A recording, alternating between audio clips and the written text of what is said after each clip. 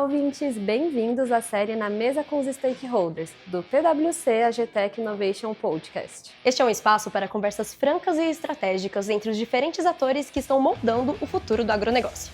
A cada episódio, exploramos um tema comum do ecossistema, trazendo diferentes visões e experiências dos desafios e oportunidades do setor. Então preparem-se para uma jornada de diálogos, impacto e inovação. Vamos juntos? Olá pessoal, muito bom estar aqui com vocês. Esse é o primeiro episódio de uma nova série que a gente vai produzir daqui de dentro do PwC AGTech Innovation. E justamente hoje que a gente está com conexão entre as grandes corporações, as startups e o produtor rural. Essa série de episódios tem como objetivo colocar nessa mesa para discussão e colaboração os stakeholders. E que grupo de stakeholders que a gente tem hoje aqui para essa discussão? Antes de mais nada, deixa eu começar com a minha apresentação. Eu sou o Hércules Maimone, eu sou o líder do Advisory na PwC Brasil. E é um prazer novamente estar aqui com vocês. Eu queria passar para os nossos convidados de hoje, para que cada um pudesse se apresentar, né, e cada um de vocês aí conhecer um pouquinho melhor qual é a contribuição que a gente pode esperar nessa discussão interessantíssima que a gente vai ter aqui. Mais uma vez, obrigado, Camila, né, é um prazer ter você aqui. Guilherme, você também, e Matias, muito obrigado pela presença. Mas antes da gente começar na matéria mesmo, eu queria a apresentação de cada um de vocês. Matias, mais uma vez obrigado por estar aqui conosco, né? Um prazer tê-lo. Conta um pouquinho de você pra gente, por favor. Meu nome é Matias Schelp, eu sou responsável, como o Hércules comentou, pela parte de agricultura inteligente na Bosch, que é uma unidade de negócios que trabalha para trazer tecnologias para ter a melhor utilização de insumos com atividades que utilizam conectividade, sustentabilidade e também automação. Bacana, a gente vai querer saber bastante dessa nova face da Bosch dedicada ao agronegócio e como é que isso coopera com o setor. Obrigado novamente, Matias. Deixa eu passar aqui para Camila. Camila, é um prazer ter você conosco, né? Conta um pouquinho mais de você para a gente. Bom, prazer é meu pelo convite, fiquei muito honrada de poder estar aqui nesse evento muito bacana, da gente poder trocar toda essa ideia e tentar agregar aqui para o assunto. Meu nome é Camila Brunozzi, eu sou engenheira agrônoma, trabalho na Brunozzi Agropecuária, que é uma empresa familiar, uma família mineira, há 45 anos, produzindo alimentos. Hoje, nosso portfólio é composto por cana-de-açúcar, a maioria da nossa produção é cana-de-açúcar, depois soja e gado para corte.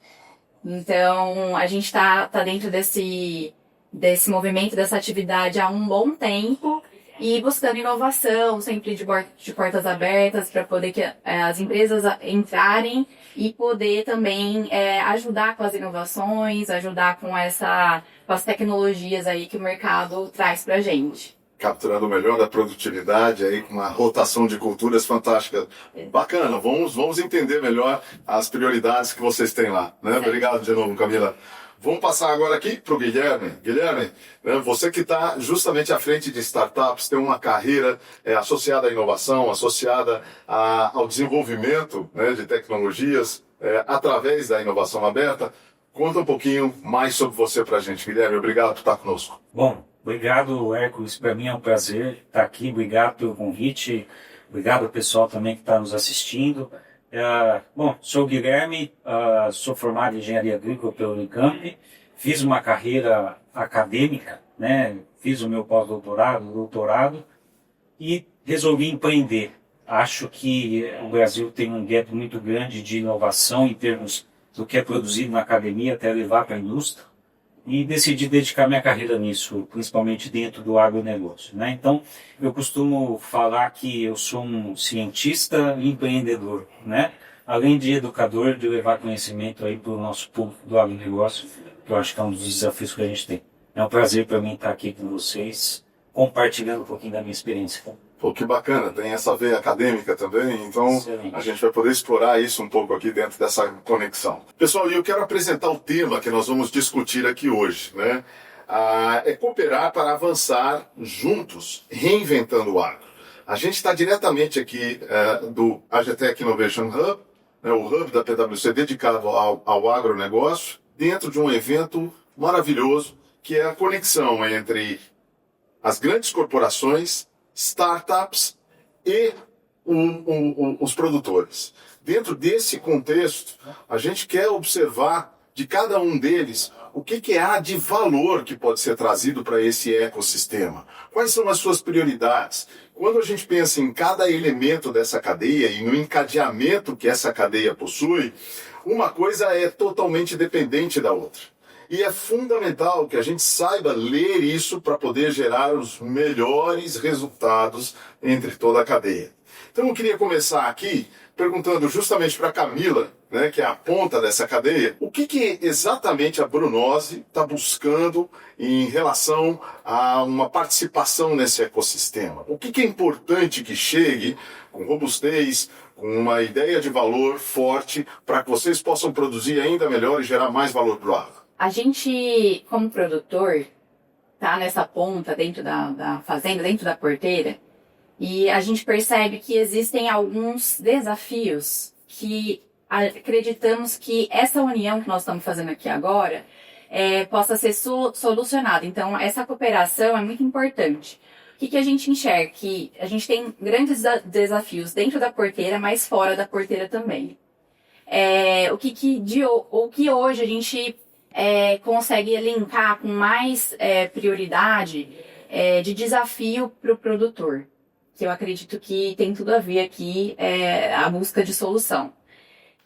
Eu vou colocar em primeiro lugar a parte de gerenciar os efeitos das mudanças climáticas que a gente vem enfrentando hoje. É um desafio enorme isso para o produtor. Então, estresse hídrico, estresse térmico. A parte logística, que hoje no Brasil ela é completamente cara e que gera muito desperdício. A nossa produção acaba toda escoando aí pelas rodovias, que eu acredito que existam aí para frente, no futuro, com as empresas, algum tipo de solução para a gente poder melhorar isso dentro do mercado. Também a parte financeira, que hoje no Brasil só se fala disso, né? Os produtores é um dos itens que a gente só fala disso, a taxa de juros. Então, como é que estão os produtos financeiros no mercado hoje para o produtor? Onde que ele pode buscar esse recurso e produzir de uma maneira que ele consiga ter uma margem. Então, as margens estão cada vez mais estreitas, mais apertadas, e a gente tem que produzir com responsabilidade ambiental e pensando na sustentabilidade. Hoje a gente não consegue desatrelar a produtividade da sustentabilidade. Então é um desafio muito grande. Você tem responsabilidade ambiental, você tem responsabilidade na produção para entregar um produto bom de qualidade e você tem vários entraves, vários gargalos, que é onde o produtor busca no mercado essas soluções. Meu ponto de vista é isso. E que desafios importantes, né? Sim. Porque tem um misto aí de situações que são geradas pelo contexto em que a gente está vivendo agora. Você está trazendo a taxa de juros, você está trazendo o problema logístico, as perdas que o problema logístico proporciona, né, para todo o teu produto final e principalmente para a tua rentabilidade. Então, é bastante importante. Deixa eu provocar essa mesma questão, né, começando com o Guilherme aqui. Guilherme, você, o que traz para essa mesa aqui para a gente poder discutir? Joia, legal, Hércules, excelente também, os pontos da Camila, né? Olhando um pouco a minha trajetória e os aprendizados, né? Eu acho que todo mundo ao longo da carreira aprende. Eu acho que dentro do tema que a gente está vivendo hoje, no evento de hoje, cooperar, né? A gente no lado da ciência, da tecnologia, dos avanços tecnológicos, a gente muitas vezes se apaixona pelas tecnologias, pelas inovações e esquece muitas vezes de olhar a dor do produtor lá na ponta, né? Então, ao longo da minha carreira eu percebi isso. Muitas vezes a gente traz uma inovação, mas não sabe se ela atende aquela dor específica. E cooperar para isso, trazer as empresas, as indústrias, o produtor, né, as startups para discutir isso, para mim é um ponto fundamental, né? Para que a gente consiga, de fato, evoluir, né? Se não, ficam as startups desenvolvendo as suas tecnologias brilhantes, as indústrias também, e o produtor que está lá na ponta, que está sentindo a dor, né, não consegue resolvê-la, né? Então, assim, a minha trajetória mostrou que o cooperativismo, colocar todo mundo para sentar e conversar, né, os pitches reversos que vão ter daqui a pouco aqui no evento, né, para mim isso é fundamental, né? E eu, do lado de startup, do lado da ciência ali, sinto falta disso, e isso para mim é o ápice, assim, quando a gente consegue evoluir a minha solução, ajudar o produtor, né, trazer a indústria e falar, pô, vamos junto fabricar isso, vamos evoluir isso, né, onde está o financiamento, onde está o dinheiro, etc. Acho que esse é um ponto fundamental, né? E é bacana a gente ver, porque a gente observa que o momento, né, é cada vez mais propício para a inovação aberta, né? Mais e mais componentes dessa inovação aberta são componentes variados, diversos, e não somente aquele que vem das grandes corporações, né? A inovação fechada, ela tem uma extensão que é inimaginável quando a gente observa tudo aquilo que a inovação aberta pode trazer para dentro das empresas. E o grande resultado disso, a gente observa aqui na Brunose, né? O que isso tudo produz para que a ponta final consiga produzir melhor, né? Muito bem, deixa eu agora trazer o Matias aqui. Matias, obrigado de novo. E o que a Bosch traz? O que as grandes corporações têm como papel de colocar também sobre a mesa para a gente poder fazer essa discussão de cooperação? Eu considero que os pontos que vocês já trouxeram, de ter esse foco no produtor, no usuário final, é algo que precisa ser central nessa conversa. E aí eu trago um pouco o aspecto de que o que a gente tem que buscar efetivamente é ter ganho de produtividade, melhor utilização de insumos e de recursos, e que em realidade isso se converte em ganho de produtividade. Você está produzindo mais, utilizando menos em termos de espaço, utilizando menos em termos de todos os recursos que são necessários. E muito importante é você ter uma usabilidade em relação à tecnologia que você está trazendo. Hoje de manhã, durante o evento, vocês mostraram a questão da capacitação da mão de obra, né? Mas será que o problema é a capacitação da mão de obra ou a forma como a gente transforma e faz com que essa tecnologia seja mais acessível, seja de melhor uso? Então, o que eu enxergo que é o nosso papel é conseguir fazer com que a tecnologia seja utilizada, que o produtor veja ganhos e benefícios tanto sobre o aspecto de eficiência operacional, de produtividade e também de sustentabilidade, porque é uma agenda importante, mas também que as pessoas que estão fazendo a operação, usuários efetivos que estão manejando aquela tecnologia no dia a dia, considerem que ela seja uma tecnologia de uso possível, de uso cotidiano, porque aquele vai ser o cotidiano de todas essas pessoas a partir do momento em que a tecnologia for adotada. Pessoal, né, quantos componentes a gente tem aqui para trabalhar, né? E eu te ouvindo, Matias,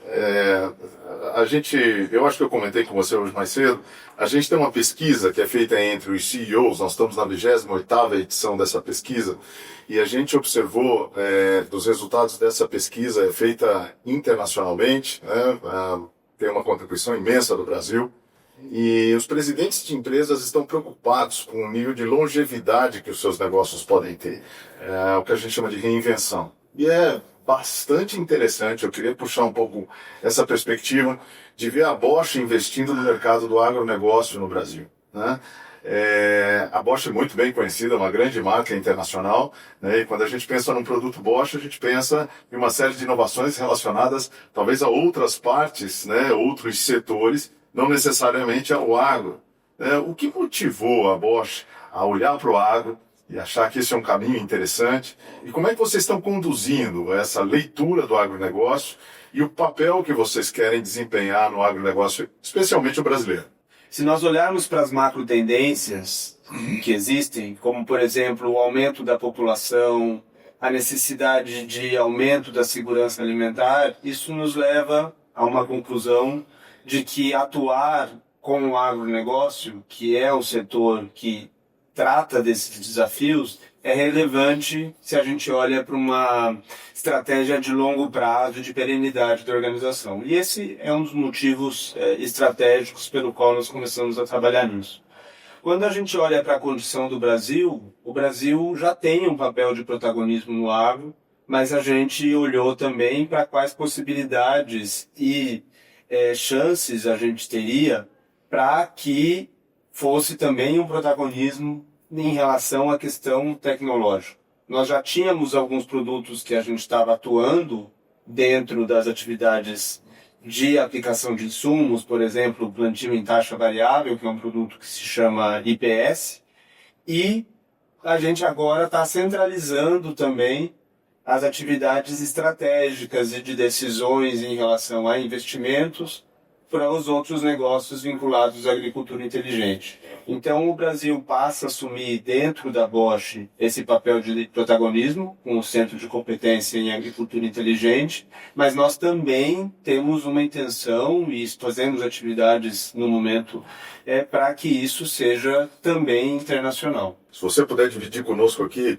talvez 1, 2, 3 tipos de produtos e serviços, né, que toda essa inovação Bosch está permitindo trazer para o mercado brasileiro, para oferecer talvez meios de conexão aqui com as startups e principalmente, né, soluções para o produtor. O que você destacaria aí para a gente? Eu destacaria as atividades que nós já iniciamos em relação a plantio em taxa variável com um produto que a gente chama de Intelligent Planting Solution, né? A gente tem a possibilidade de fazer tanto correção em curvas, quanto evitar a sobreposição. Esse é um produto que está conectado, então ele possibilita tanto o monitoramento da telemetria, quanto identificação de quais foram as aplicações efetivas. E nós temos também um produto que se chama One Smart Spray, que é uma parceria que nós temos com a BASF, que é um produto de aplicação seletiva, no qual um sistema de câmeras e flashes consegue diferenciar a erva daninha da cultura e fazer a aplicação somente onde necessário. Uau, isso deve ser. A gente está agora com testes reais, aplicações reais, atingindo 62% de reduções na utilização de herbicidas. Alta tecnologia, né? Eu imagino que toda essa tecnologia, né, ela vai evoluindo com os avanços rápidos que a gente observa de diferentes possibilidades, né? Por exemplo, a inteligência artificial, né? E as pesquisas, né? Quando a gente imagina dentro das empresas, elas estão abertas para a contribuição de startups, né? E essas startups trazem talvez algumas provocações que não necessariamente ainda tenham sido completamente pensadas ou mesmo digeridas dentro das grandes organizações. Aí deixa eu trazer você para a discussão aqui, Guilherme, né? Com a perspectiva da inteligência artificial. Como você a vê? O que especificamente tem sido essas provocações para o mercado, tanto na visão da tua relação com as corporações, como também na visão da tua relação com o produtor rural, né? Como é que isso funciona? Eu acho que assim, a gente está vivendo uma era, né? Eu acho que como a gente nunca, pelo menos acho que todas as gerações aqui não viveram antes, né? Todo dia surge algo novo, né? No ramo da inteligência artificial, surge uma nova inteligência artificial, uma nova tecnologia, e eu que estou imerso um pouco nessa área, acho difícil acompanhar tudo, né? Eu sempre falo, por onde eu passo é igual um oceano, né? É impossível você conhecer todos os lados do que está surgindo, mas você sempre tem que estabelecer uma rota e seguir para você resolver esse problema, senão você não sai do outro lado, porque você fica imerso ali de tanta tecnologia. E aí, um ponto que eu gostaria de destacar, assim, o Matias até pincelou, que eu acho que a era que a gente está vivendo vai ajudar muito, é assim, a gente desenvolve a tecnologia, mas a gente tem muita dificuldade em saber se essa tecnologia vai ser usada, né? A usabilidade dessa tecnologia, né? E se a gente reparar também, a gente nunca teve uma era onde a tecnologia te ensina a como usar ela. Então, por exemplo, se você abrir qualquer inteligência artificial, hoje o ChatGPT é o mais conhecido, né? Você perguntar como que você usa ele, como você interage com ele, ele vai te ensinar. A gente nunca teve uma era quando você entrava num software, num hardware qualquer ali, e perguntar como que tinha que ler um manual inteiro, né? aprender a digerir aquilo. E não era fácil. Até hoje não é fácil, dependendo do equipamento. Mas hoje não. Eu tenho uma inteligência artificial que, dependendo, você coloca todo o conhecimento ali e começa a conversar com ela. Tá? E eu acho que essa era vai ajudar demais, especialmente a ponta, que é o produtor rural. Né? Obviamente a gente tem de um lado aqui tecnologias super avançadas que muitas vezes tem dificuldade de alcançar porque não é simples de usar. Quantas plataformas, quantos softwares são complexos, depende de custos, né? E hoje não, eu consigo através de inteligência artificial simplesmente conversar com ela, ela vai me ensinar a usar e tentar digerir ali de uma forma que me traga retorno, me traga usabilidade daquilo. Então assim, para mim é uma era extremamente legal, eu gosto muito de estar imerso nisso e vejo com muito bons olhos, né? Então, um lado da minha carreira eu tenho dedicado à educação, né? Então focado em agrônomos ali, e outro lado dessa questão de soluções digitais, levando de uma forma mais simples o produtor usando inteligência artificial. No lado da educação, se eu puder estender um pouquinho a pergunta, você tem se dedicado a ampliar o conhecimento de quem está dentro do ecossistema do agro, quem está no campo, né, um engenheiro agrônomo, agrônomos, enfim, todo o conjunto de profissionais no uso e como eu tiro o valor da inteligência artificial. É isso que você está dizendo. Né? Que nível de prontidão tem o Brasil hoje no campo para o uso da inteligência artificial? Voltando um pouco para trás na minha carreira também, vem da academia ali, tive muito contato com o Unicamp, Exalc, Unesp, as principais do estado de São Paulo, e eu identifiquei um gargalo muito grande, por um lado, porque eu precisei aprender sobre inteligência artificial, sobre Big Data e etc. E dentro da universidade onde eu estava, focada no agro, não tinha, né? E aí eu tive que mergulhar no universo lá do pessoal da computação. E para mim aquilo foi um martírio, né? Por quê? Eu sou da área de agrárias, né? E eu fui fazer um MBA em inteligência artificial com o pessoal da computação. O foco são totalmente diferentes. A inteligência artificial para nós do agro é uma ferramenta, né? Para o pessoal da computação, às vezes, era uma pesquisa, ele vai desenvolver novos algoritmos, novas inteligências artificiais, e para nós esse não é o meu foco. Então eu tive que ir no cerne da ciência, aprender matemática, e para mim foi um martírio. Eu falei assim, tem um gargalo aqui no mercado que é o quê? As universidades não estão preparando os nossos profissionais nesse quesito de inteligência artificial. Né? A gente não tem disciplinas dentro das principais universidades de ciências agrárias focada nisso. E aí eu falei, tem um gargalo aqui, vamos investir, né? E aí comecei com a IA para agrônomos, que é focada em ensinar o uso dessas tecnologias de inteligência artificial para o pessoal das agrárias, né? Mas não é entrar no cerne da matemática, é simplesmente falar, existe essa tecnologia, como você usa ela ao seu favor, né? Como você aumenta a sua produtividade usando ela, né? Até porque é esse profissional que vai levar a tecnologia para a ponta, que é o produtor, né? Então ele tem que estar capacitado em desenvolver tecnologia para o produtor usando inteligência artificial. Então eu vejo muito gargalo nisso e é por isso que eu resolvi, vamos falar, é um propósito de vida meu em termos de educar essa geração de profissionais que está surgindo aí. Poxa, que bacana, Guilherme. Parabéns aí pela trajetória. E eu queria ouvir você, Camila, agora trazendo já a perspectiva, se eu puder chamar assim, do consumidor disso tudo. Né? Quando você olha para dentro da sua propriedade, com o conjunto de profissionais com os quais você trabalha, como é que vocês capturam valor do que a gente ouviu aqui do Guilherme, do que a gente ouviu do Matias, né? E talvez até de outros fornecedores dessas tecnologias para aqueles pontos que você nos trouxe aqui logo no início da conversa, né? Poxa, eu tenho essa dificuldade, eu estou preocupado com a minha margem de rentabilidade, eu tenho que operar com sustentabilidade, tudo isso junto e misturado, fazendo com que a equação seja positiva, né? E que remunere adequadamente o teu próprio negócio, né? Como é que você interage com isso? Como é que você recebe? Quais são os maiores desafios do ponto de vista da inteligência artificial, de todo esse arsenal de diferentes tecnologias e possibilidades que a Bosch traz aqui? Como você avalia e consome isso? Muito interessante essa pergunta. Eu acho que ela faz todo sentido e ela deveria ser feita mais vezes. Que bom. Porque a gente lá na ponta, a gente está recebendo a informação, algumas empresas acabam chegando até nós, mostrando vários tipos de inovação, mas não são todas que são usáveis. Então, como que é que a Brunose faz esse contato com as tecnologias? Primeiro, a gente escuta o que o mercado tem a trazer, a gente faz um filtro para saber se aquilo realmente vai fazer sentido dentro do nosso manejo, dentro do nosso negócio, se isso realmente se aplica. Às vezes não, se aplica, às vezes sim. Mas o produtor hoje brasileiro, no geral, assim, falo vendo também os vizinhos. É um produtor que está muito aberto à entrada de tecnologia, entrada de inovação.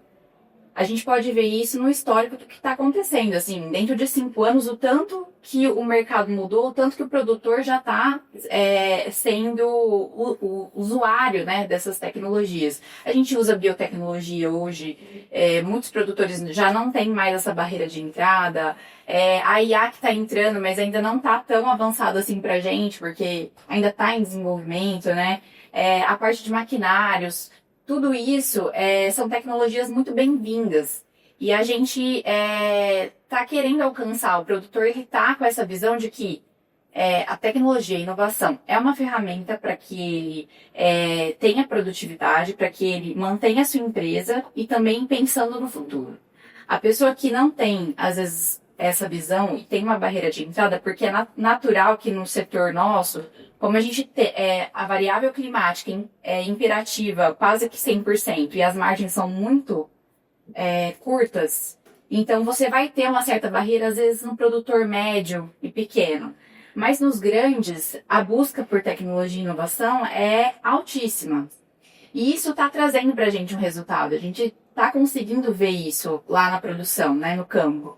Então, eu acredito que quando a gente fala sobre essa cooperação, a startup trazendo aceleração para a inovação, as empresas trazendo a sua visão estratégica e também com a capilaridade que uma empresa grande tem e também olhando a longo prazo, né, estratégias a longo prazo. E o produtor rural, eu acredito que tem tudo para o Brasil avançar muito rápido com isso, sabe? Eu acho que a tecnologia e a inovação é fundamental e o produtor está pronto para receber. Acho que só precisa ter essa linguagem, né, igual a gente falou aqui, que converse, que seja usável, que faça sentido para o produtor. Bom, absolutamente de acordo com o que você está dizendo, e eu acho que, assim, se a gente puder ir encaminhando isso daqui para algumas reflexões finais, o que eu pediria para vocês no contexto do que você está dizendo, né? Como é que você vê essa colaboração crescendo para o bem do agro, né? Futuro, né? Se ela já começou, se tem sentido isso, como é que essa fluidez, a conversa entre cada um dos elementos aqui pode ter lugar ainda mais intenso, né? Sim, a gente já está fazendo isso aqui, quando a gente traz todo mundo à mesa para discutir um assunto de todo o elo da cadeia, né? Eu acredito que, fielmente, que trazendo todo mundo do elo da cadeia para poder se comunicar para um bem comum é super importante. E você percebe que não é só o produtor sozinho lá na ponta, ou só a startup sozinha, ou só a empresa sozinha, que vai conseguir desenvolver alguma coisa real, né? Alguma coisa que traga resultado para o campo. Então, essa cooperação é de extrema importância para que a gente possa conversar e falar o mesmo assunto e conseguir o objetivo que a gente tanto quer, que no final das contas é a manutenção do agronegócio brasileiro, que impulsiona o Brasil, que gera emprego. Então, acredito, no nosso ponto de vista, como Brunose agora, o produtor tem um papel de abrir o campo para ser o laboratório, de estar sempre aberto às tecnologias. A startup tem essa função de trazer inovação e acelerar isso para que seja usável logo. E a empresa traz essa parte estratégica, a parte a longo prazo. E além disso, a gente também tem que contar com as instituições, né? Porque que tenha fomento, que possa trazer para a gente condições para que o produtor, para que a inovação chegue ao produtor, porque a gente também precisa desse apoio, né? De políticas públicas e afins. Então, eu acredito muito nesse evento, nesse movimento que a gente está fazendo hoje aqui. É excelente, eu acho. Que bom, Camila. A gente acredita em conexão, né? E o objetivo desse evento aqui é justamente fazer essa conexão. E que isso seja escalável, né? Que a gente veja longevidade, né? Que a gente observe que cada um desses movimentos, de qualquer um dos elementos que você trouxe aqui, possa ter perenidade, longevidade, né? Bacana, obrigado. Deixa eu voltar aqui para você, Guilherme, né? As suas reflexões, meu amigo. Acho que assim, a Camila resumiu bem, né? Eu acho que, igual eu falei no início também, essa conexão para nós que estamos do lado aqui da startup, ela é fundamental, né? Entender as dores, ver como a minha tecnologia pode ajudar, ou eu posso mudar, adaptar a minha tecnologia para levar para a ponta, né? Entender como que a indústria também pode me ajudar a escalar. A indústria tem muito mais acesso, né, muitas vezes a outras tecnologias, a escalar um processo, um negócio, né? Então eu vejo assim, os processos de M&A, de conexão, são fundamentais também, né? Acho que as indústrias olham para isso, né? Olhando as startups que estão conseguindo resolver as dores, né? E se eu pudesse talvez resumir aqui, eu falaria que essa parte é essencial para nós startups, né? Essa conexão, né? Promover mais isso, como o PwC tem feito, nos traz até um conforto, né?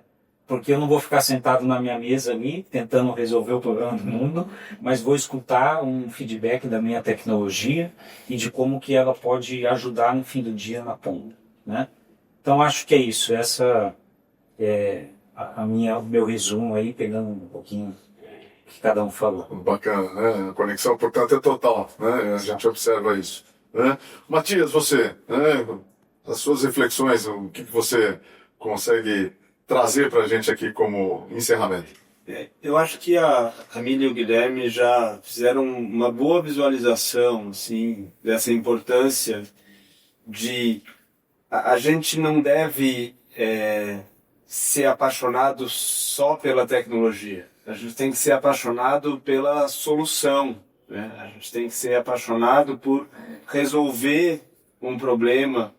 E essa definição do que é o problema efetivo, ela parte realmente dos produtores, de quem está usando o produto. Então acho que isso é uma reflexão que todos trouxeram, mas que eu acho que a gente tem que trazer como um ponto central.